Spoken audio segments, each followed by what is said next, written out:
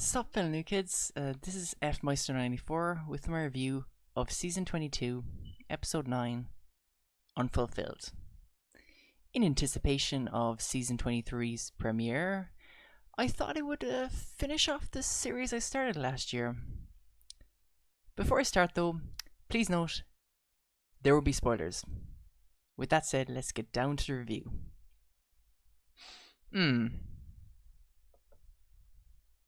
Now, what's it about? Simply put, an Amazon fulfillment center has opened in South Park. Steven starts struggling to provide for his family and his son's desire to participate in the bike parade. When, after a workplace accident, his fellow workers go on strike to his dismay, will Amazon give in to the strikers? Will Amazon abandon this town, or will they be replaced? Who knows? One thing I would say I really like about this episode is the songs. 16 Tons follows Steven, his fellow workers, and customers in a cycle from order to delivery. How the Amazon workers themselves sink all their earnings into Amazon products. A vicious cycle where only Amazon benefits. Capitalism in a nutshell. I really like how it starts with Steven's carpooling his friends to the fulfillment center, and ending with Steven bringing in Butter's package with the bike horn to Butter's glee, of course. Just outright, yep, the song is just quite catchy. The lyrics just so fit really well. Unfulfilled follows all the residents of South Park's uncertainty if their orders will go fulfilled or not. It's forlorn, but at the same time, it's balanced with just the explicit language, that again just reminds us, this is a South Park episode. So yeah, again, no need to be getting too depressed by it. Sweet Love is just perfect background mall music, basically hitting the nail on the head. You know how out of touch malls are these days for sure. Now let's talk about Steven. Gotta give him credit. Making me feel sorry for Steven is impressive, but yeah, I just don't get his motivation. It isn't like his family are putting pressure on him, and he's yammering on. He's doing it only for his son because he wants to be in the bike parade. Really, his motivation is more likely selfish in nature, to be honest. With how Steven is, not wanting to feel like he's a failure to his family. But to be honest, there is definitely some deep-seated gratification. Yeah, there's definitely some deep-seated gratification, just watching Steven suffer throughout the episode, In the end, I respect his decision to go back to work. Butters, what can I say? He's his usual goofy, happy self. All he just wants to do is participate in the bike parade. Just do stuff, just be a kid, basically. You kind of want to root for him against Larry. But god damn it, Butters. Butters is such a fucking asshole in recent series. Flashing Nelly, kicking Nelly in the crotch. Gah! Butters is such a piece of shit. Ugh. You really tempt me to feed you to your parents and make you choke on them. You really do. Fucking god, I hate you, Butters. I freaking hate you. Seeing Butters so used to flipping his dad off and, thinking $50 would go anywhere towards helping his family's financial issues. God damn it, Butters. God damn it. Why?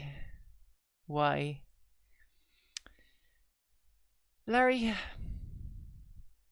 Oh, Larry. I chuckle thinking those girls were just admiring you or admiring your bike, because you just paid them off, to make yourself look good in front of Stan, Carmen, Kyle, and Butters. Like, after all, those girls are superficial raisin girls. Admittedly, he definitely has a damn fine bike, and it was pretty clear that was not the intention. I don't know why I kind of thought that in the first place. Seeing them later, just admiring the bike as he's decorating. Yeah, they seem to find something cool about him. As for the boys, I like seeing them back together. Uniting the goal. It's always fun to see them team up to make themselves look cool in front of the girls, and win some prize money. It's quite funny. It's simple, and I like that. Just looking at them together, especially with Carmen with the Buddha box and Stan's Integrity Farm shirt, it shows a lot has happened. And yet, as Carmen, he just pulls the nostalgia back over our heads with his, what happened to us speech. Stan's idea of making the zombie mall workers work at the fulfillment center was smart. But, like, come on,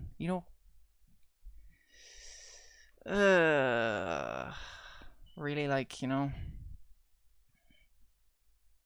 like, nobody goes to the mall anymore, but, like, seriously, like, why'd you have to go for it like that? I know nobody like goes to the mall anymore, but like, seriously, just think they're freaking like undead zombies just because like nobody's gone there for ages. It's been so long. Like, what the fuck? Like, what the hell are they doing? They're just freaking living there or something? Why don't they have a parent? Don't they have family or something? What, did they family like leave them because like they didn't decide to get a good job or something, so they just live there or something?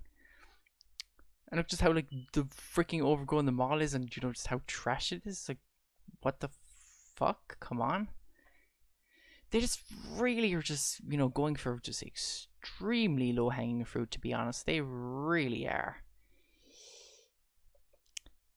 Now, for Jeff Bezos, I gotta admit, I just love how expressive and intimidating he is. I like that he refers to the fulfillment center workers as consumer workers, beating the nail on the head as to how, Amazon just sees the workers as walking wallets, doing their chores for them. How he manipulates the mayor and Steven with the Amazon Prime membership. Society's so dependent on subscriptions these days, given that, what they earn. But, given that what they earn, it just barely covers their own expenses.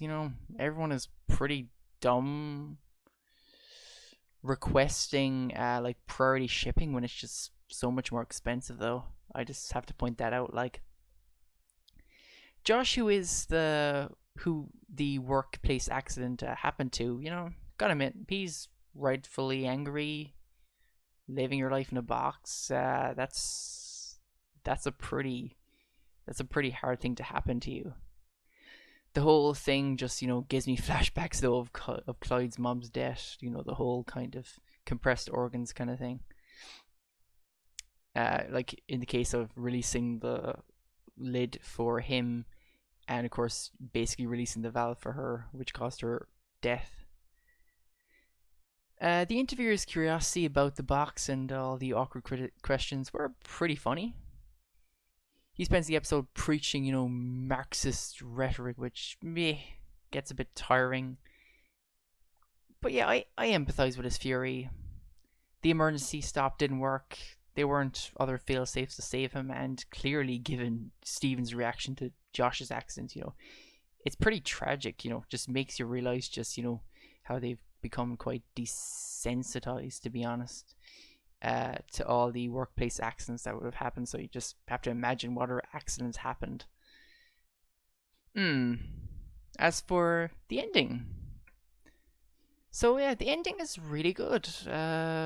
The narrator is talking about class struggles, the zombie mall workers, looking like they're about to get collected to work at the fulfillment center. When we, of course, realize that it isn't the narrator talking, at all. Just Josh basically saying to his fellow workers to be prepared, to ensure to be prepared, as they have to ensure that nobody else gets into the fulfillment center, even at the cost of their own deaths, which leaves quite an interesting cliffhanger. Overall, this episode has a lot of really nice ideas, and I gotta admit, how it offers apt social commentary about class struggle. Uh, but I have to dig deep to find these good points. But the fact is that, it's so bland and just lacking humor that, I just can't really explain why I disliked it, what I disliked about the episode. Like, on a consumer level, it just doesn't leave much taste, to be honest. Like, to anyone who just like watches them occasionally, it's not going to leave any lasting impact. They're not really going to probably look back and want to watch it. So, I give this episode 6 out of 10. Thanks so much for watching, everybody. Gotta say, guys, hopefully you enjoy the season premiere, which I believe is tomorrow. Though I can't wait, I'm also a little bit nervous for that episode. Not to mention, I also gotta watch the last episode of season 22 as well. I really better get down to doing that. So anyway, guys, until next time, you take it easy. Goodbye.